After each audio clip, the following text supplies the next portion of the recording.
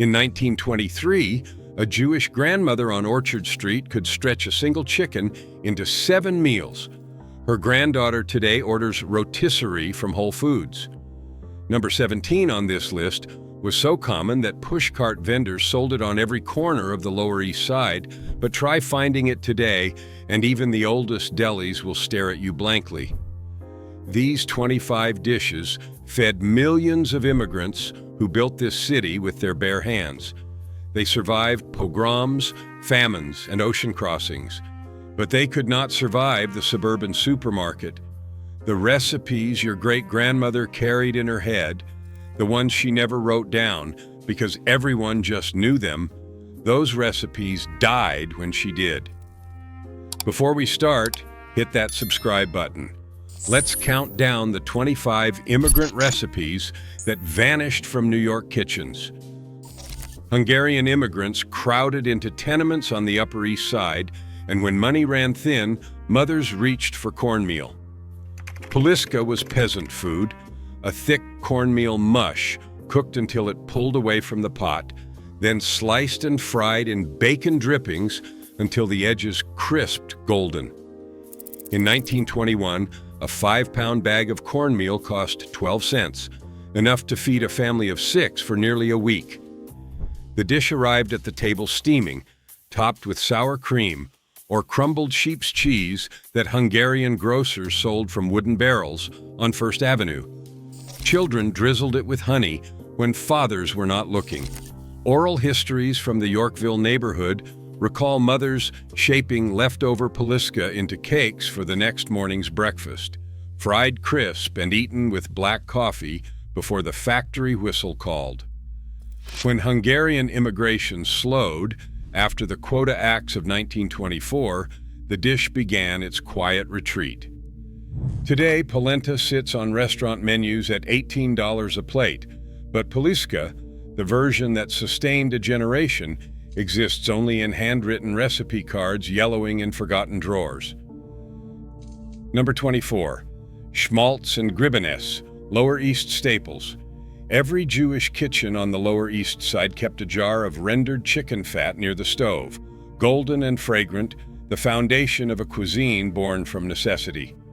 Housewives saved chicken skin and fat, rendering it slowly until the liquid fat separated and the skin crisped into gry beans, crackling bits of pure flavor that children begged to eat straight from the pot. By 1925, kosher butchers on Hester Street sold raw chicken fat by the pound for just pennies. Schmaltz went into everything: chopped liver, mashed potatoes, spread on rye bread with coarse salt.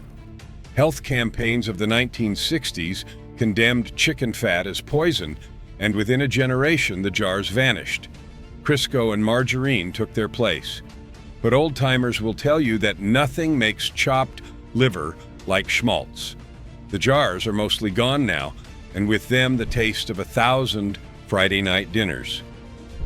Number 23. Svikova. Czech families settling in Astoria brought a dish that required patience, something New York rarely offered. Beef sirloin was marinated for days in root vegetables, vinegar, and spices, then braised until fork tender and served with a creamy sauce thickened with sour cream and cranberries. The preparation began on Wednesday for a Sunday meal. In 1922, Czech social halls along Steinway Street served svikova at community dinners, with tables packed with factory workers and their families. The dish required time that American life increasingly refused to give.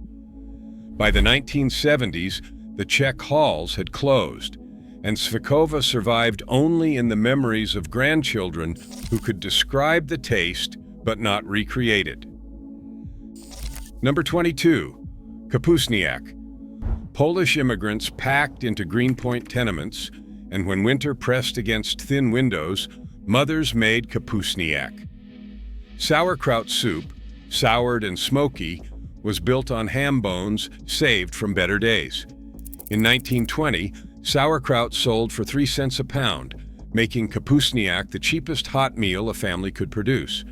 The soup stretched across days, improving with each reheating. Church cookbooks from Polish parishes recorded dozens of variations. Yet, as Greenpoint gentrified and Polish delis closed, kapustniak retreated from everyday tables. A soup that sustained generations through impossible winters now exists mostly in memory. Number 21st, supply al telefono. Italian immigrants from Rome brought a snack that delighted children and puzzled everyone else. Day-old risotto was mixed with egg and mozzarella cubes shaped into balls, breaded and fried until the cheese inside stretched into long strings like telephone wires. On Mulberry Street in 1924, vendors sold supply for 2 cents apiece. The dish required leftover risotto, which meant making risotto in the first place, a task that faded as Italian-American kitchens modernized. Today, arancini appear on upscale menus, but they are not the same. Supply were simpler, made from whatever risotto remained from Sunday dinner. Number 20, Kartoffelklöße. German families carried with them the tradition of the potato dumpling. Raw potatoes were grated, squeezed dry, mixed with mashed potato, and shaped into balls with a fried bread crouton hidden inside. By 1923, German butchers sold the dumplings ready-made, but traditionalists insisted only homemade would do. The preparation demanded technique that could not be written down. When German-American communities dispersed after World War II, carrying the shame the war had attached to their heritage, the dumplings gradually disappeared. Number 19, Zeppole di San Giuseppe, Bronx, St. Joseph's tradition. Every March 19th, Italian bakeries transformed into temples of fried dough. Zeppole were cream puffs, fried golden and filled with custard, topped with a brandied cherry. In 1926, Bronx bakeries sold Zeppole by the dozen for the Feast of St. Joseph. As Italian families moved to the suburbs, the neighborhood bakeries closed one by one. Today, a few old bakeries will still produce them each March, but the lines that once stretched around the block have dwindled. Number 18, borscht with ushka. Ukrainian immigrants made a Christmas Eve borscht with ushka, tiny ear-shaped dumplings filled with mushrooms, folded with precision that took years to master. In 1922, Ukrainian women gathered in church basements to fold ushka by the hundreds, their hands moving automatically while conversation flowed. By the 1970s, the church basements had emptied, and the youngest generation could no longer fold the ears properly. The army of grandmothers who once folded them by starlight has dwindled to a few. The knish that New Yorkers know today bears no resemblance to what Yonah Schimmel sold from his pushcart in 1910. Those original knishes were the size of a fist, their dough hand-stretched, thin as paper over floured cloth, until you could read a newspaper through it. By 1925, pushcart vendors sold knishes for 3 cents apiece. When production moved to factories in the 1950s, the hand-stretched dough became impossible to replicate. The taste of a real pushcart knish has been lost to efficiency. Number 16, caponata siciliana. Sicilian immigrants made a summer dish of fried eggplant mixed with tomatoes, celery, capers, and olives in a sweet and sour sauce. In 1924, Sicilian grocers on Union Street sold the components separately, each family's recipe a jealously guarded secret. But caponata required ingredients that American supermarkets did not stock. As the immigrant generation passed and rooftop gardens were paved over, the jarred versions that line grocery shelves became translations of translations. Number 15, vassilopita. Greek families baked a special bread only once a year, at midnight on New Year's Eve, with a coin hidden inside. The first slice went to Christ, the second to the house, then to each family member in order of age. In 1926, Greek bakeries on Dietmar's Boulevard sold hundreds in the days before the new year. As Greek families dispersed and church attendance declined, the midnight ritual faded. Bakeries still sell vassilopita, but fewer families know the proper way to cut it. On the hottest days of Lower East Side summers, Jewish housewives served a cold soup made from sorrel leaves, chilled, and served with sour cream and half a hard-boiled egg. In 1923, sorrel appeared in Jewish markets each spring. The soup was aggressively sour, a shock to the uninitiated. When the immigrant generation passed, knowledge of where to find sorrel passed with them. A soup that once cooled thousands of tenement kitchens now exists mainly in the memories of those who remember their grandmothers ladling it on sweltering August afternoons. Number 13. Irish soda farls. The Irish who settled in Hell's Kitchen brought a bread that required no yeast. Soda farls were made from flour, buttermilk, and baking soda, and they were cooked on a dry griddle until spotted brown. By 1921, Irish women baked farls fresh each morning, the bread still warm when children grabbed pieces on their way to school. As Irish Americans prospered and moved to the suburbs, store-bought bread replaced the morning ritual. The griddles were packed away. Number 12. Char Siew Bao from Mott Street. Chinatown bakeries in the 1920s produced steamed buns filled with roast pork that bore no resemblance to today's versions. The pork was roasted over wood until the edges blackened, then chopped and mixed with a sauce that varied from shop to shop. In 1925, bakeries sold buns for 5 cents to laborers who worked 18-hour days. The recipe required clay ovens that most bakeries no longer possess. When Chinatown modernized in the 1960s, the wood-fired ovens were replaced with gas, and something essential was lost. Kifli. Hungarian and Austrian Jewish bakers created crescent-shaped pastries made from dough rich with butter, rolled thin, and spread with walnut or poppy seed filling. In 1922, Hungarian bakeries sold kifli by the dozen for celebrations. The filling was ground by hand, the sugar measured by feel. When the bakeries closed and their bakers passed on, the recipes went with them. Roman Jews and Italian Catholics found common ground in tripe, simmered for hours in tomato sauce with mint and pecorino cheese. In 1926, trattorias served trippa on Saturdays when the dish had simmered since Thursday. The dish required tripe properly cleaned by butchers who knew what they were doing, a skill that faded as supermarkets replaced neighborhood meat markets. Number 9. Grießknödelsuppe, Viennese semolina dumpling soup. Austrian immigrants brought a dumpling soup so delicate it could cure any ailment. Grießknödel were semolina dumplings, light as clouds, that floated in clear beef broth. In 1923, Viennese coffee houses served the soup as a first course. Sick children were fed Grießknödelsuppe until their fevers broke.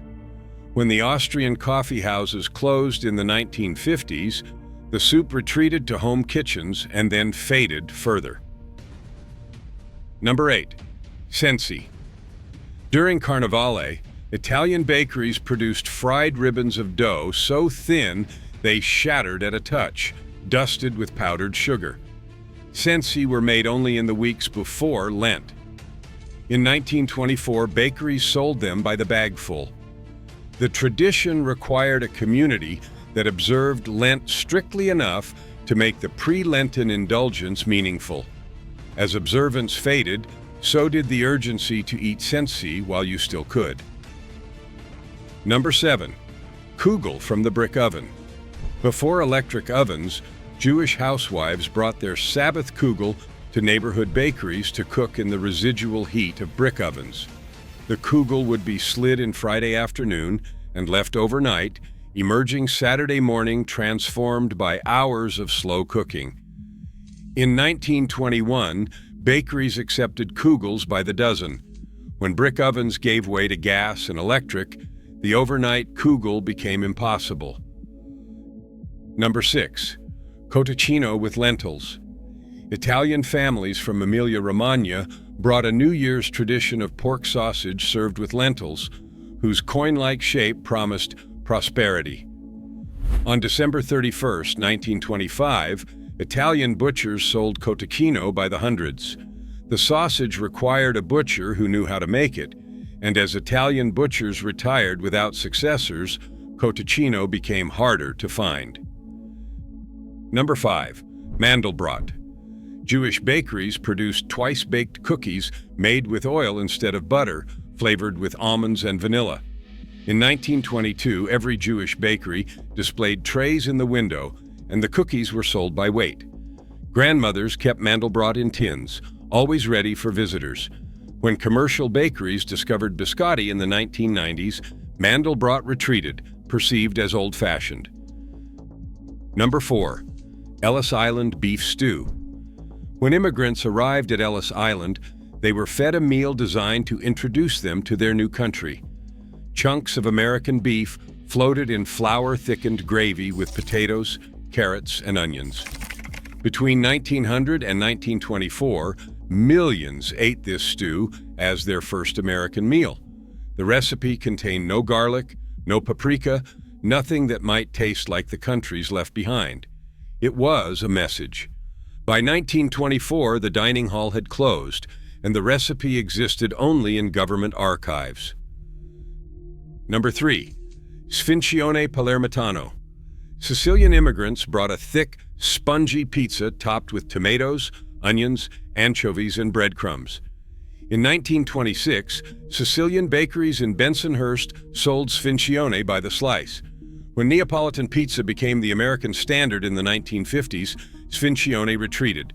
A pizza that predates what Americans think of as pizza may soon vanish entirely. Number 2. Peasant. The dish that separated true Lower East Siders from everyone else was pizza, jellied calves' feet mixed with garlic, hard-boiled eggs, and black pepper. In 1923, Jewish delicatessens sold pizza by the slice. Men swore by it as a hangover cure. The dish required calves' feet, and it required butchers who knew how to prepare them. When that community dispersed, pizza went with it. Number 1. Sunday gravy. The red sauce that simmered all day Sunday in Italian-American kitchens was not a recipe, but a ritual. It began Saturday night with browning meat. Sunday morning, the tomatoes went in. For 6, 7, sometimes 8 hours, the sauce simmered while the family went to Mass. In 1924, the smell drifted through every Italian neighborhood in New York. The gravy required time that modern life refuses to give. A home where someone was present all day. A family who would gather at the same table every week. When women entered the workforce and families scattered, Sunday gravy became a memory. The jarred sauces cannot replicate 3 generations arguing about whether the sauce needed more basil. Talk to the oldest person in your family this week.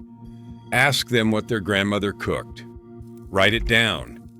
These recipes aren't just food, they're proof that your family survived something. Don't let the supermarket be the end of that story.